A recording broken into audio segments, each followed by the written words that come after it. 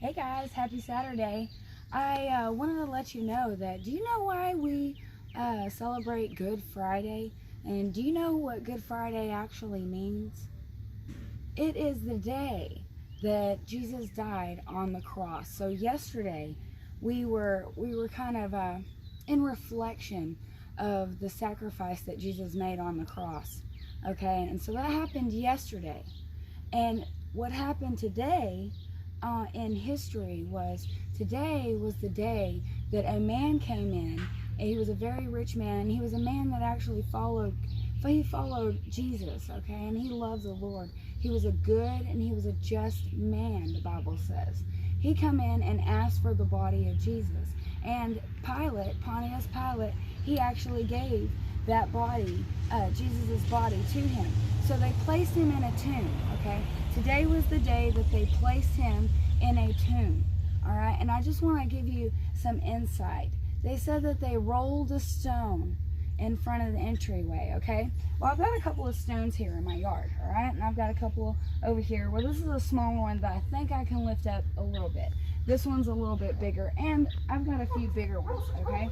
So I want you to think about this stone and how heavy it must have been, okay? So here's a smaller one. You know, I can pick that one up. I can kind of check that one one-handed, all right? Here's another one. It's shaped differently, more like a disc shape, okay? And I can kind of lift that one up. But you got to think about this hole, okay? So you can go in. Jesus' tomb was one that you could kind of walk in. You might not have had to duck down very much at all, okay? So when you think about how big the rock was, the stone that was placed in front of Jesus' tomb, and Jesus' tomb was carved out of a giant stone. Okay, so I'm going to try and lift this up, okay? Here. All right, let's see. Oh, and I got a couple of frogs underneath there. Okay, this is about as high as I can lift this. Okay, and this is a very small stone. Okay, uh-oh, I don't want to squish you guys. Move out the way, move out the way. Get back in your hole. There you go. Okay, so see how heavy, I mean, I don't think I could have lifted that over my head, okay? So you got to think about how heavy that stone was.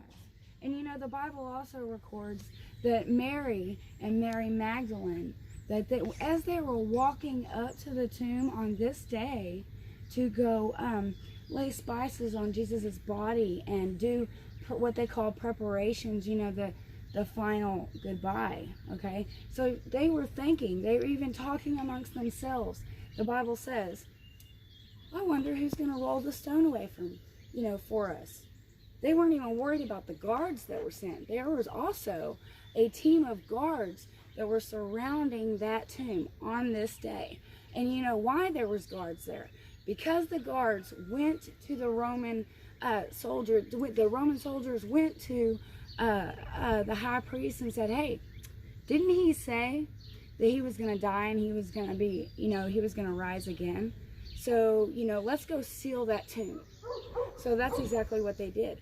And they guarded the tomb. So on this day, over 2,020 years ago, okay, because we live our life by the death of Jesus Christ. Over 2,000 years ago, okay, all these guards surrounded this tomb. Now you have to remember that when they surrounded this tomb, they had to stay awake. They didn't lean up against the tomb. They didn't rest anywhere, okay? They didn't do anything like that.